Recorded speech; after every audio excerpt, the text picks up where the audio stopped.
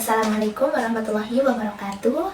Selamat siang kepada Ibu Tiara selaku dosen public speaking di kelas ini, dan selamat siang juga kepada rekan-rekan mahasiswa kelas public speaking yang berbahagia. Terima kasih atas kesempatannya pada siang hari ini. Izinkan saya melakukan perkenalan diri sebelumnya. Perkenalkan, nama saya Zubaidah dengan NIM 05342764 dari UPBJJ UT Purwokerto. Terima kasih, pada kesempatan kali ini saya akan melakukan presentasi dengan tema pentingnya bijak dalam mengkonsumsi media sosial.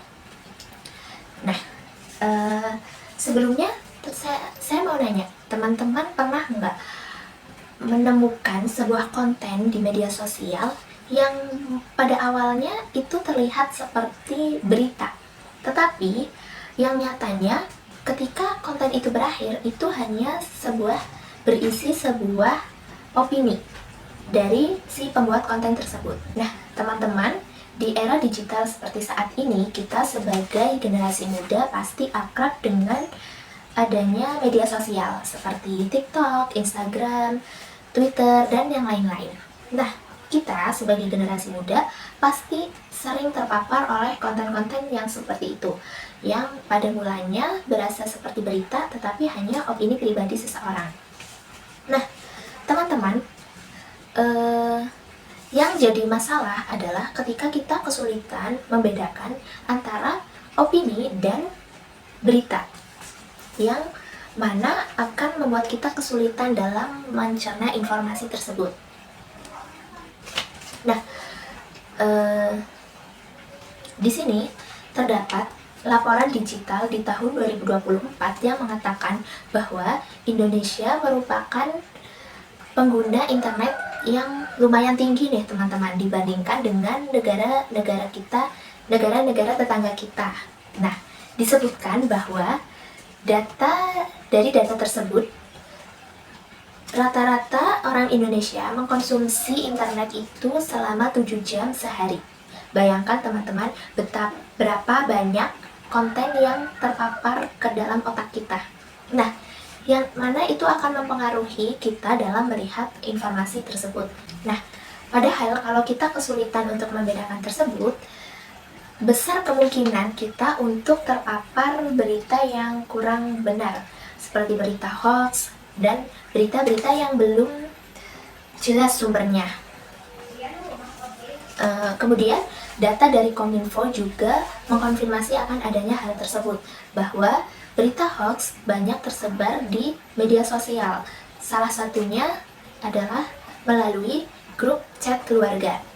Nah, kemudian gimana sih caranya biar kita itu nggak gampang termakan oleh berita-berita hoax tersebut? Nah, disinilah peran literasi digital itu menjadi sangat penting. Literasi digital merupakan kemampuan seseorang dalam memahami informasi yang tersebar di media sosial. Nah, salah satunya itu saya akan memberikan beberapa tips literasi digital yang menurut saya penting di era seperti sekarang. Yang pertama yaitu cek kredibilitas. Dalam mengkonsumsi media sosial, kita sebaiknya meneliti atau mengecek siapa yang mengunggah konten tersebut, siapa yang membuat konten tersebut, seperti itu. Kenapa? Karena kita juga biar tahu apakah itu merupakan akun resmi yang dibuat untuk menyampaikan informasi tersebut, atau hanya sekedar akun anonim yang mungkin hanya mengejar engagement di media sosial. Kemudian yang kedua, membedakan mana yang fakta dan yang opini. Fakta merupakan data yang nyata dan dapat dibenarkan oleh bukti. Sedangkan opini merupakan emosi atau pandangan subjektif dari pengguna atau pembuat konten tersebut. Kemudian tips yang ketiga yaitu berpikir panjang. Nah, teman-teman, sebaiknya sebelum kita mengklik tombol share untuk sebuah konten, ada baiknya kita untuk melihat dan berpikir apakah informasi tersebut sudah valid dan apakah jika saya menge-share informasi tersebut itu akan bermanfaat bagi orang lain. Nah, teman-teman berpikir seperti itu akan membuat kita tidak buru-buru dalam menge-share sebuah informasi, yang mana kita akan meminimalisir terpapar informasi hoax dan menyebarnya informasi hoax. Nah, mungkin itu yang dapat saya sampaikan. Pesan saya, kita sebagai generasi muda alangkah baiknya untuk berpikir panjang dalam mengkonsumsi konten di media sosial. Karena saat ini media sosial itu tidak hanya berperan sebagai alat komunikasi, tetapi juga sebagai sumber informasi yang memiliki banyak manfaat jika kita dapat memanfaatkannya dengan bijak.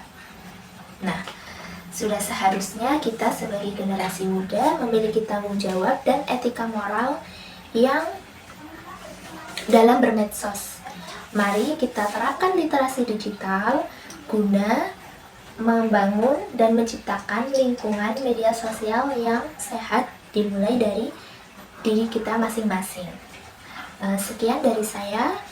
Mohon maaf bila banyak kekurangan dan kesalahan.